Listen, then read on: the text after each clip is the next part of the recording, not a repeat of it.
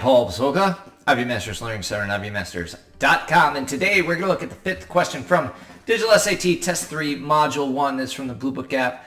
Number 5 reads, which expression is equivalent to blah, blah, blah, blah, blah, where M, Q, and Z are positive?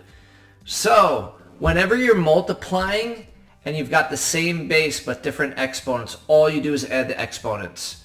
Look at the M. Here we've got 4 as an exponent, and then over here we've got 1 as an exponent. Now 1, you say? Well, if it just says M, it's assumed that it's M to the first. Knowing that you add your exponents, you need M to the fifth as your exponent. The correct answer is B. You don't even have to do anything else. But notice, Q to the fourth, Q to the fifth, add the exponents, you get Q to the ninth. Z to the -1, Z to the +3, -1 plus +3 would give you that +2. Answer choice B is your answer. Thank you for joining us today. If you like this video, click like. You can share it with someone who has difficulty with exponents, doesn't know how to use exponents. If there's any question you'd like answers from any official PSAT or SAT or ACT, leave that in the comments. I'd be happy to shoot a video on it.